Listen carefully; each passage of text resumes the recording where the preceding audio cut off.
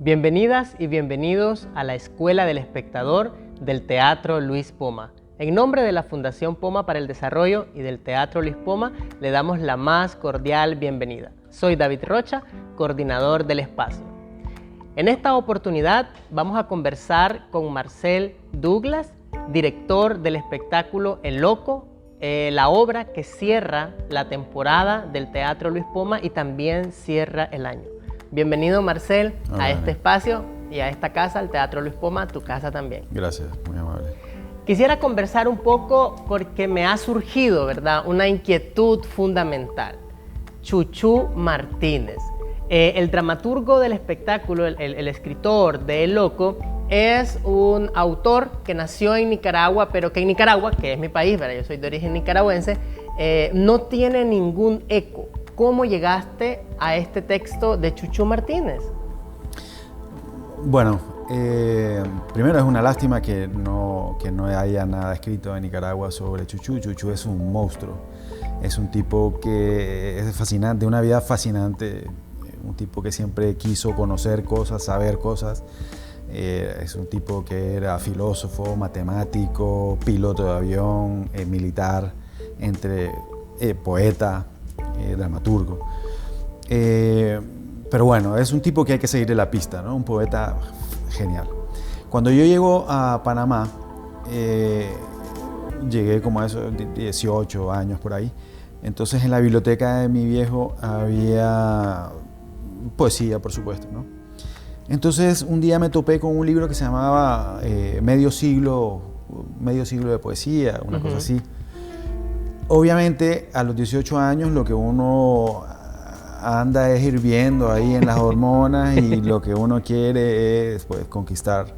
Como la poesía no es de quien la escribe, sino de quien la utiliza, entonces yo empecé a fusilarme a Chuchú con alguna que otra frase para tener alguna comunicación, digamos, alegre con alguna amiga, ¿no? Y lo dejé ahí. Sí sabía quién era Chuchú, conocí a la esposa, a la última esposa de Chuchú, a la hija, por ahí en Panamá con mi viejo en alguna salida, nos encontramos creo en una fotocopiadora, entonces, pero no le había puesto coco a el teatro, solo a la poesía, que tiene una poesía fantástica. Entonces, luego encontré no recuerdo dónde estaba exactamente y cómo llegué al texto de El Loco, que era una antología editada por la Lotería Nacional de Beneficencia de Panamá, que son 2 tomos. En ese tomo había poesía y estaba El Loco. Entonces, y leí, bueno, El Loco era inédito, no se había estrenado, y me pareció fundamental. Yo la veía en ese momento como actor. Me gustaba un personaje de ahí que era el inspector, que ahora hace Omar Renderos. Y bueno, ahí, ¿no? Pero en ese momento pensé que la obra no iba a calar por el público, por nuestro público. Entonces, porque era una obra muy, muy, muy filosófica, es una obra que sí hay que llevarle, hay que escucharla y se detienen muchas pistas, ¿no? Hay muchas referencias. Además que en la obra creo que la dosificación de la información es fundamental. Totalmente. Y sobre todo eso, o sea, si no estás atento, te perdés y ya te fuiste del timing también que tiene la obra. Sí, como la obra se llama El Loco y como la escribe un filósofo y la escribe un dramaturgo y un intelectual, entonces hay muchas referencias, es el trabajo de investigación y de análisis es muy sesudo, de mucho trabajo y sobre todo el trabajo actoral, porque yo soy un director de texto. Yo no monto una obra si no me gusta. Yo no agarro una obra de pretexto. Es decir, bueno, es que aquí esta cosa está bien, la trama está buena. No. A mí me gusta el texto y el texto lo agarro y lo respeto porque es que el texto me gustó. Entonces no me gusta cambiar ni una palabra. Claro. Me gusta entenderla. Bueno, empecé con Lorca, ¿ves? Entonces no hay nada que cambiar. Entonces, ese era el trabajo, ¿no? Entender muy bien de qué iba la cosa, cómo era la historia y cuáles eran las imágenes. La densidad que tiene el texto, el espesor que tiene el texto. Entonces, esa fue una de las tareas más arduas de este montaje, ¿no? Entonces, bueno, así es que encontré El Loco, la dejé ahí madurar hasta que un día había unos premios aquí, o un concurso para hacer piezas... ¿teatrales? No, fíjate. De cine, cortometrajes, okay.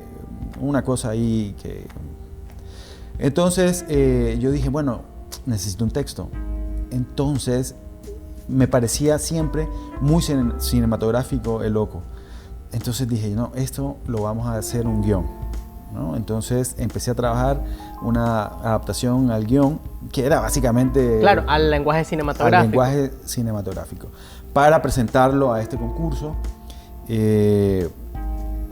Pero bueno, al final la cosa se frustró y quedó ahí, y quedó la inquietud del elenco, ¿no? Porque me reuní con René Lobo, y le dije, mira, aquí está este texto, me gustaría que tú fueras este personaje, me gustaría este fuera aquel, pensando en hacer el demo de la obra para presentarlo ahí, ¿no? Entonces, como te digo, se frustró, pero ya quedó ahí, ¿no? Entonces, creo que al año después, y ahí me dice, oye, ¿y te acuerdas de aquella obra que me pasaste, Loco? Sí, cómo no. Mira, ¿y qué te parece que la hagamos, no? Y yo, encantado, y que la dirija, ¿no? Y yo, por supuesto, ¿no?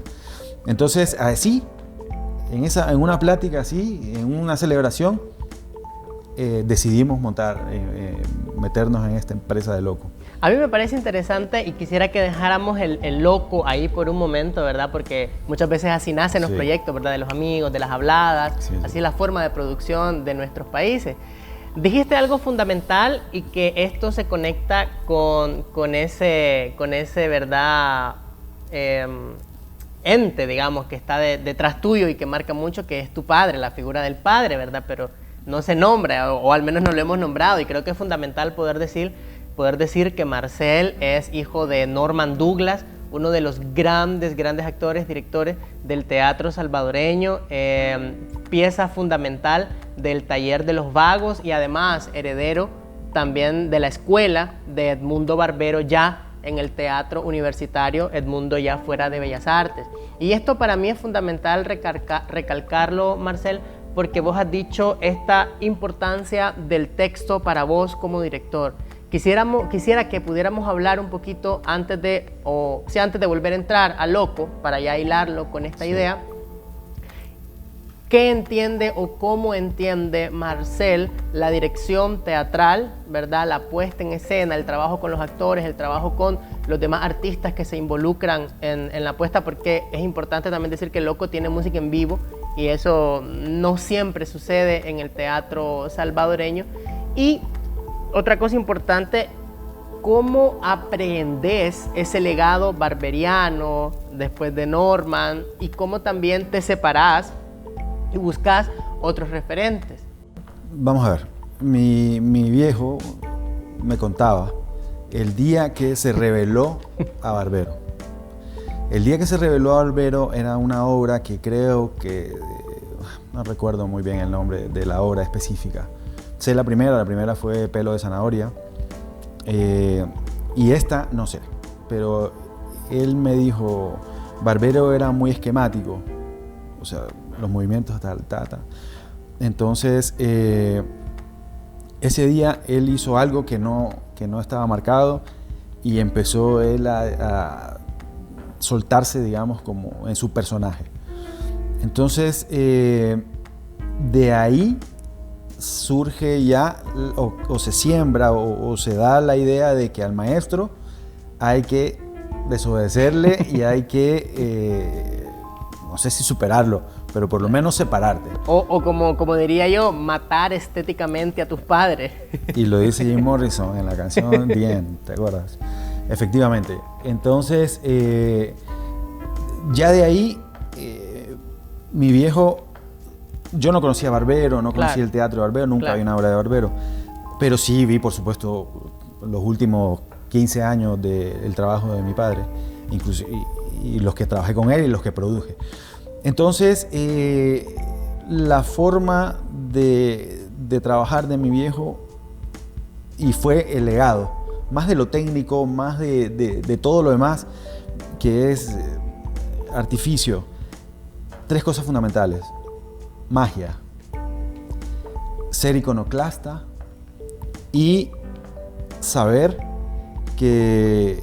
Y esa fue una que se le quedó muy prendida de Barbero. Y le dijo: ¿cuántos días crees vos que podés pasar sin comer? ¿Okay? O sea, el teatro es una profesión de sacrificio, ingrata muchas veces, maravillosa siempre, ¿no? Entonces, esas 3 cosas para mí son fundamentales: ser iconoclasta, siempre buscar la magia y saber que es un sacrificio que estás dispuesto o no a pagar. ¿Ves? Entonces, luego, el texto es fundamental porque es eso, es lo que nos gusta. O sea, yo busco un texto y digo, este texto me encanta porque me da una serie de imágenes, me da cómo contarla, ya me despega del texto mismo y me hace contar una historia. Entonces, cuando yo, como director, encaro el texto y encaro el elenco y encaro los ensayos, ya es no una interpretación del texto, y ojo con esto, no es una interpretación del texto, sino es una interpretación de mi visión. Entonces el actor interpreta a mi visión, porque al final de cuentas de ese es mi trabajo. Claro. ¿Ves? Entonces recogemos, partimos del texto, hacemos por supuesto, un análisis de texto riguroso, que es una de las cosas que yo creo que es fundamental y que está vista así con desdeño por las escuelas nuestras, no le gusta, no se trabaja mucho el texto, sino que el actor quiere saltar ya al escenario, y ese es un craso error. En mi punto de vista no debería ser así. Hablábamos, Marcel, de la importancia del trabajo de mesa y el estudio del texto para poder luego llegar a la escena. Correcto. Entonces, trabajamos mucho, bueno, ahí está, ahí van saliendo, ¿ves? Claro. Porque claro, yo como estuve con mi padre, estuve ahí y lo hice. Entonces, ahora que dirijo, voy viendo cómo era la cosa, ¿no? Entonces, ¿cuánto tiempo trabajamos en el texto? Mucho. El que sea necesario, y siempre pienso yo que nos quedamos cortos. Porque ya el actor se va aburriendo, entonces, bueno, ya se te cae el proyecto, entonces tenés que empezar a mover y hacer cosas, ¿no? Pero siempre el texto. ¿Por qué? Porque en el texto está la historia, en el texto están las intenciones y, sobre todo, lo más fundamental para el actor, los objetivos. Yo trabajo mucho sobre los objetivos. O sea, bueno, todos los trabajamos, pero yo para mí es eso lo fundamental. No trabajo mucho antes de la obra ni después de la obra. Ahora, ¿qué es lo que pasa? Porque lo anterior no se va a ver y lo que viene tampoco. Entonces, lo que ocurre es lo importante y eso es lo que trato de lograr. Habías dicho algo que para mí también era muy curioso y me decías, fuera de cámaras, de la importancia de la observación, el teatro de la observación, me decías. Entonces, sumado a esta idea del trabajo del texto, de poder entender el texto, quisiera que pudiéramos ya entrar nuevamente al espectáculo, al loco.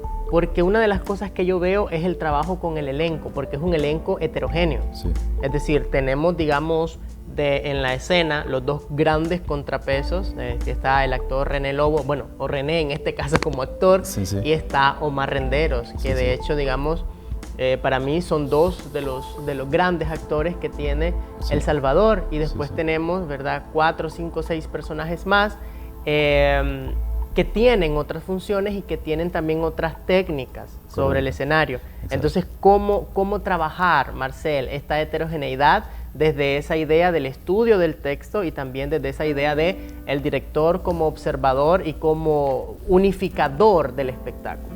Es muy difícil. Es muy difícil. Es muy difícil. Lo que hay que lograr son las analogías correctas, para entender el texto, para entender la propuesta del director sobre el texto. Y hay cosas que no podés cambiar por tiempo, por ganas, porque no. Entonces, sin embargo, lo que se debe de lograr es la frescura de cualquier cosa. Yo quiero mucho mi elenco, para mí trabajan todos muy bien. Por supuesto que se nota la experiencia de cada uno, lo que claro, bien dijiste, las escuelas de cada uno. Pero sin embargo, el ensamble yo estoy muy satisfecho y muy contento. Pero todas estas formas, y volviendo a la observación, uno trabaja para el público y es el público el que se debe asombrar y el que se debe salir agradado, digamos, el que debe salir satisfecho de lo que vio, entretenido, ¿ves? Entonces, la técnica actoral, si es fresca y si ocurre en ese momento, es válida, ¿ves? Porque al final de cuentas, el público es el que recibe el mensaje y recibe la imagen. Entonces, por supuesto, otra de las frases de mi viejo era que en el teatro es como el fútbol. Cualquiera lo hace mejor y cualquiera lo dirige mejor, ¿no? O sea, es como el partido de fútbol. Yo hubiera puesto esto, aquello, o sea, siempre cualquiera lo hace mejor. Por supuesto. Eso es el teatro. Entonces, no caer en eso tampoco, ¿no? No caer en que se trabaja para los actores o se trabaja para los colegas, porque... Sí, pero igual, digamos, lo que yo no hago referencia a eso porque tampoco, digamos, es mi acento a la hora de hablar de los espectáculos ni hacer críticas, sino más bien, para mí la crítica no es a lo que se está acostumbrado en la escena salvadoreña y centroamericana, ¿verdad? No es dar juicios de valor o decir esto está bien o esto está mal, porque eso es totalmente relativo, sino lo que yo hacía referencia es a cómo se organiza esa heterogeneidad de subjetividades, a esa heterogeneidad de recursos, ¿verdad?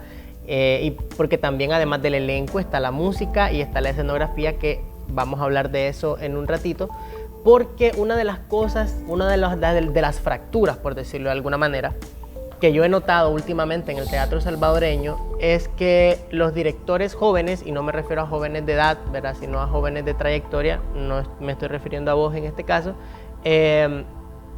proponen imágenes hermosas, son puestistas, o sea, hay una puesta en escena redonda, pero no hay, digamos, ese trabajo de amalgama, de filigrana con el elenco, ¿verdad? Y el elenco no me refiero solo a la base actoral, sino a todos los artistas que intervienen sobre el escenario. Entonces a mí me llama la atención del loco en que, digamos, todo cae en su justa medida, porque además de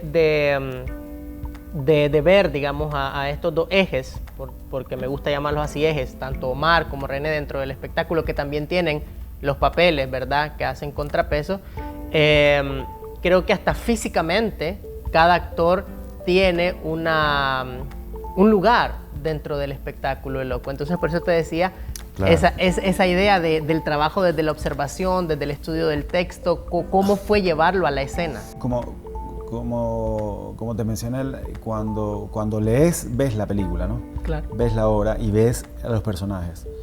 Entonces, y esa creo que el casting, digamos, el employment de los actores es fundamental, darle a cada personaje el actor correcto. Entonces ya se parte de eso, ¿no? O sea, ¿a qué me suena este? Y vas buscando las diferencias, vas buscando cómo, no sé cómo explicarme, pero creo que lo ves, ¿no? Creo que hay que tener cierto talento para eso. Ahí está lo que me decías, el teatro de la observación, sí, herencia también del teatro, claro, de tu padre y de Barbero. Claro. Cuando ya tenés eso, pues también ves la estética que vas a usar. Y la estética te puede definir los actores en el casting, ¿no? O sea, cómo la vas a creer. Entonces, por ejemplo, Omar Rendero es Orson Welles, en Cabo de Miedo. René es René, porque era así, o sea, este tipo es así, ¿no? Y así todos los demás, el policía, Edwin, que no sé, me parece que hay un acierto muy bueno ahí en el casting, en el employment de los personajes. Quisiera que pudiéramos hablar, ahora que ya empezaste a mencionar lo estético, porque también creo que la fisicalidad de los personajes incluso a veces hasta se mueven en un, digamos, gesto estético caricaturesco, porque de pronto tenés, digamos, Omar, que es una persona voluminosa, que es grande en el escenario, y de pronto aparece un policía que es así, ¿verdad? Recontra flaquito. Entonces tenés como esas dualidades caricaturescas desde lo corporal. Pero el espectáculo se mueve en la lógica del cine negro y también utiliza el impresionismo alemán como referencia escenográfica. Entonces, ¿cómo mezclar estos mundos, Marcel? ¿Cómo lográs mezclar y qué operación hay en esto que ya hablabas, ¿no? De que, bueno, primero tuviste el texto, después pasaste a lo del concurso, hiciste la adaptación para cine, entonces ahora volvemos otra vez al teatro. Entonces ya son distintos desplazamientos del texto y cómo llegas a esta puesta en escena que mezcla, digamos, estos mundos aparentemente divergentes, pero que tienen orígenes muy similares, en este caso el cine negro y el impresionismo. Claro. Fíjate que curiosamente hubo un detonante ahí y era el celular. ¿Cómo montar esta obra sin celular? Es una de las grandes preguntas que yo creo que todos los directores se hacen y todos los productores. ¿Cómo ahora hacer algo? Porque la obra, o sea, aquí ya con lo que ves te sitúa, pero si vos la lees así fríamente, pasa en cualquier lugar, ¿sí?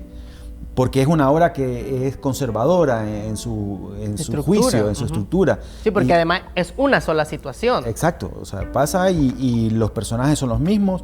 La premisa de la obra, que es el abuso del poder, genera respuestas fatales. Está en todos lados, o sea, son cosas que no han pasado de moda, no se sitúan de aquí a allá, existen. Entonces, ¿cómo poner la obra sin el celular? O sea, se apaga el celular, ya empezar, y sin travesear la obra, sin ya poner, no, que hubo un apagón, que se cayó la antena, o sea, ya meterle paja para que encaje. Entonces dije, bueno, coño, ¿cómo podemos hacer esto? Entonces de ahí la fui leyendo, pum, pam, pam, y me voy al cine, ¿no? Y digo, el cine negro, claro, o sea, es un investigador, se sitúa, porque la obra se hace en los 50 también. Entonces ya ahí despertaba, hay cosas que aparecen ahí en el texto que te van tirando para allá, ¿no? Bueno, entonces el cine negro. Entonces, ¿pero qué es el cine negro? Ok, está bien el cine negro, muy claros oscuros, como los que ves acá y tal, pero ¿cómo vamos más allá? Entonces, ¿de dónde sale el cine negro? El cine negro sale del expresionismo alemán, que lo llevan Fritz Lang y otros, lo llevan después de la Primera Guerra Mundial o la Segunda Guerra Mundial a Estados Unidos, cuando empiezan a dirigir ahí. Entonces ya hay obras alemanas en el cine y en la pintura con esta estética, ¿no? Entonces, ¿por qué una estética así, desbalanceada, una estética turbia, digamos? Porque quisimos trabajar eso de que la realidad no es lo que aparenta, ¿ves? Entonces hay una deformidad de la realidad. Y esa deformidad de la realidad es un concepto político que tiene que ver, y político ideológico, que tiene que ver con la apuesta. Entonces, otro de los elementos que quisimos destacar es que la obra sea en blanco y negro. ¿Por qué? Porque también seguimos además de que encajaba con todo lo anterior, encaja con la radicalidad de la historia. Es decir, o sos culpable o sos inocente. Entonces, la obra transcurre en esos dos extremos. Que también tiene que ver mucho con los pensamientos y las formas de ver de nuestra sociedad. Así es, que son dogmáticas, que son cegadas al poder o al fanatismo. Entonces, pero también hay otros elementos. Por ejemplo, hay un gris ahí. Hay una actriz que sale de gris. ¿Por qué gris? porque ya empieza a dar matices en la obra. O sea, ya no es que o eres culpable, no, eres culpable, no eres culpable, no. Entonces este personaje que empieza a dar nuevas luces de la situación, ya empieza a crear los matices, ¿no? Entonces es un color gris. Luego hay otro rojo, el único, que es el amor de lo que pasa, ¿no? Que, bueno, no cuento más porque hay que venir a ver. Pero también en el color hay un discurso, hay un trabajo.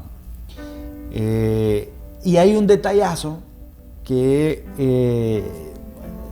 alguna gente lo ha notado, y es que usamos un periódico a colores.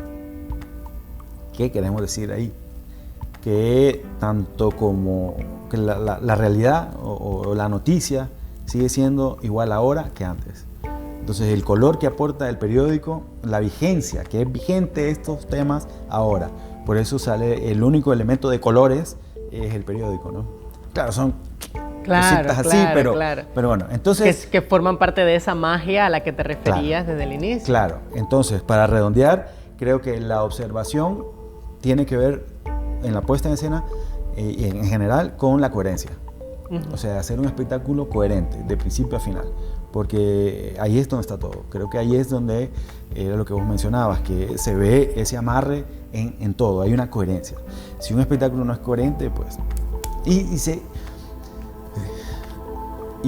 es muy fácil caer en lo contrario, ¿ves? Sí. Es muy fácil caer en lo contrario porque así. Son los riesgos y las fronteras, claro, y los espacios ahí casi que liminales en los que uno puede caer de un lado o de otro. Pero creo que es importante el manejo de la técnica, Marcel. Creo que en ese sentido la técnica es siempre el espacio al que uno recurre, ¿verdad?, para dar saltos de calidad en las propuestas estéticas que uno va construyendo sobre el escenario. Me parece importante lo que estás diciendo, ¿verdad?, cómo construir, ¿verdad?, un discurso, digamos, político, entre comillas, pero desde un teatro que no es trillado, un teatro que no es cliché, sino que más bien va construyendo metáforas sobre el escenario. Y creo que eso es fundamental, sobre todo para los momentos que vivimos, ¿verdad?, como sociedades, porque hay otras posibilidades en la metáfora.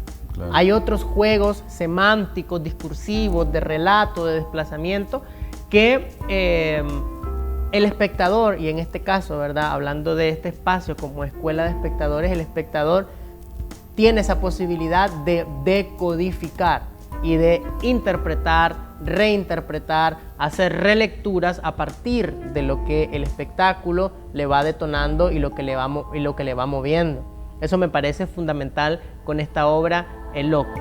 Algo que quería que quizás también pudiéramos explorar es en esa amalgama de la espacialidad, y en este caso quizás el trabajo con Cuevas Álvarez, que es el diseñador de esta maravillosa escenografía, tengo que decirlo, porque para mí fue hermoso poder ver la transición en este caso de dos espacios, del Teatro Nacional a la Sala de Teatro Luis Poma, que en este caso en el Teatro Nacional se presentó en la gran sala, ¿verdad?, y súper alta. Entonces la escenografía tenía otra composición y otra disposición, y habían otras texturas jugando siempre con el blanco y el negro. Sí. ¿Y cómo ha sido esa transición? Porque me dijiste, bueno, ya hubo una primera vez, que creo que fue en la Galera, luego la gran sala del Teatro Nacional y ahora el Teatro Luis Poma.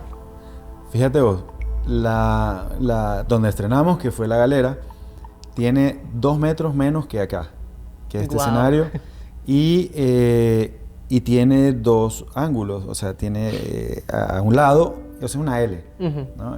O así lo construyó. No, a ver, lo hicimos a 3, es decir, es casi que circular, digamos, ¿no? Entonces teníamos público aquí, público acá y público acá, a los 2 lados y al frente.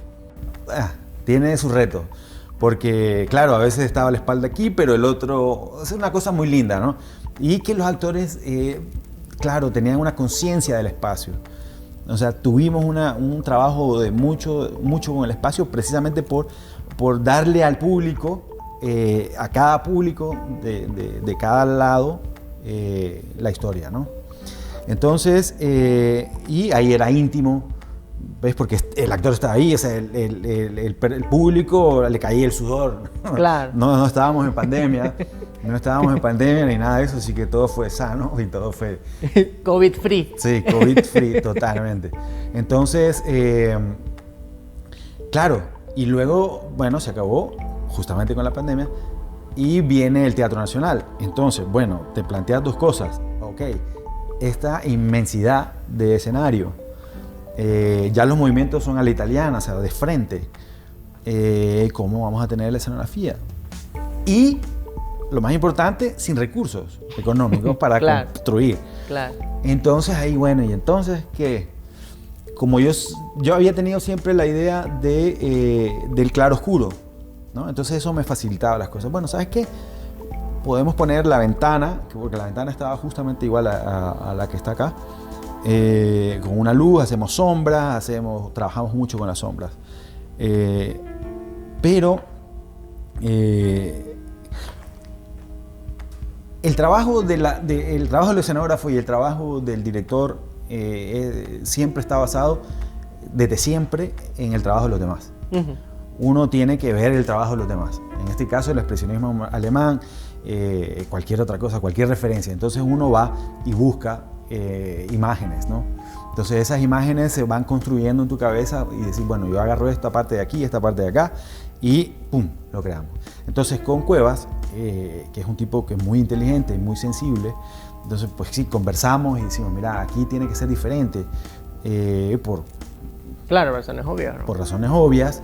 Entonces, pero siempre logremos la inmensidad. Entonces por eso cruzamos dos telones blancos. Entonces ya eso le daba como eso, una inmensidad, ¿no? Hay una escena en Citizen Kane que es cuando entra un personaje a una biblioteca y hay una gran ventana y que da una luz hacia una bóveda gigante. Entonces más o menos así era la idea, ¿no? Entonces Cuevas, que es muy creativo, entonces hablamos, y ¡pum!, se crea el diseño, ¿no?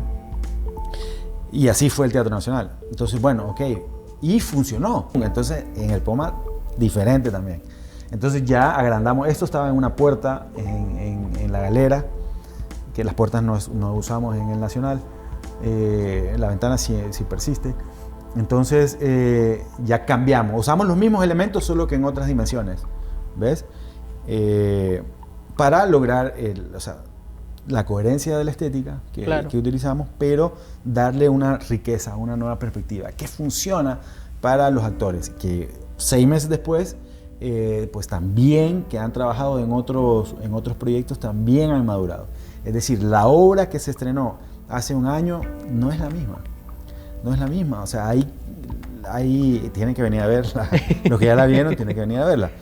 Hay un crecimiento de los actores impresionante. Y si bien el espacio influye, ¿verdad?, sobre el espectáculo, ¿cómo trabajaste en este caso con la música?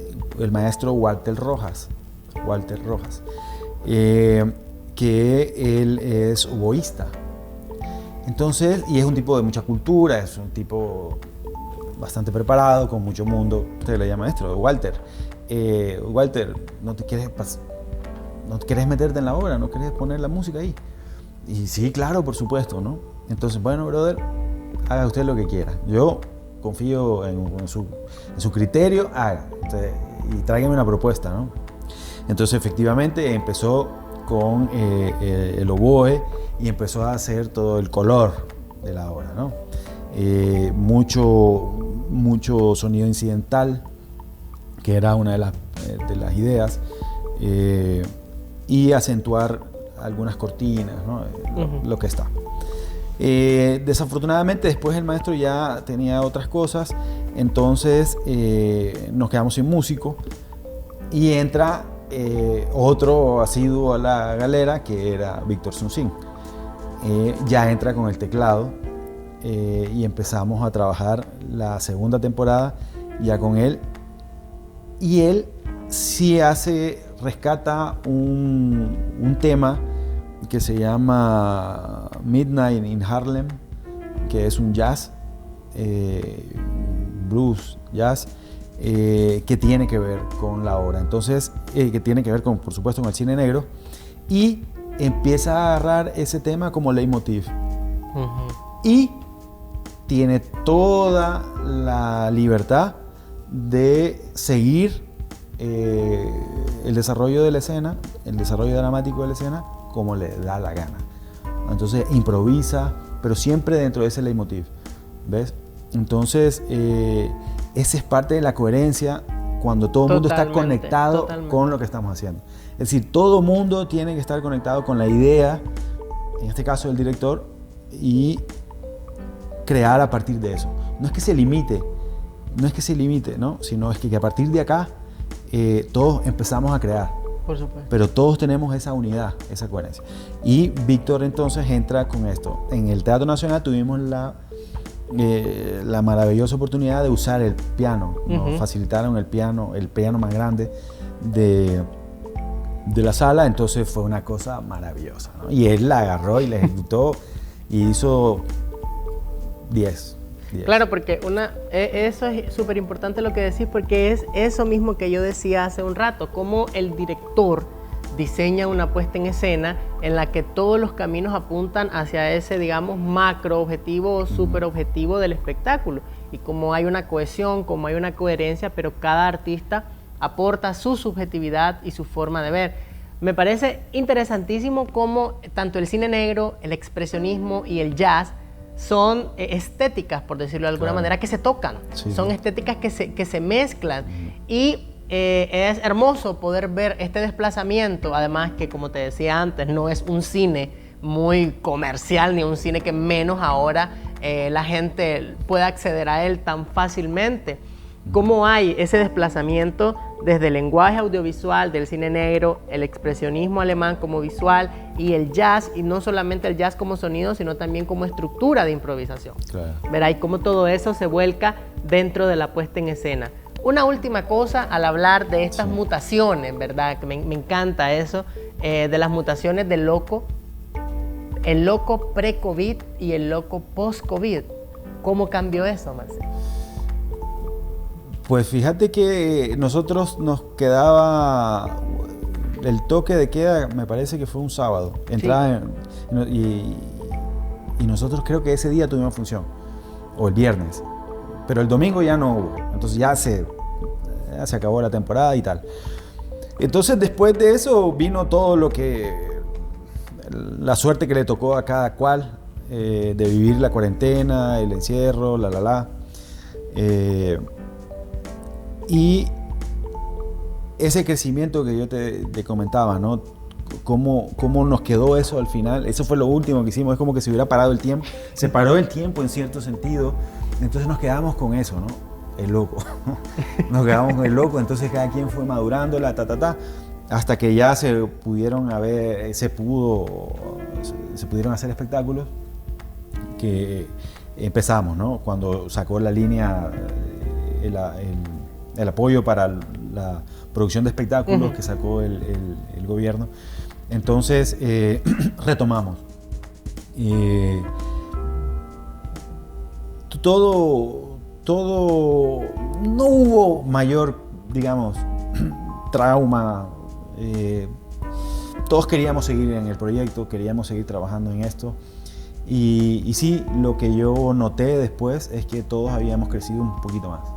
Aunque no estuviéramos en eso, pero nos quedó eso ahí y fuimos madurando, y eso se logra ver ahora en el espectáculo, ¿no? Muy bien, Marcel, muchísimas gracias, Marcel, por este espacio, gracias por la conversada.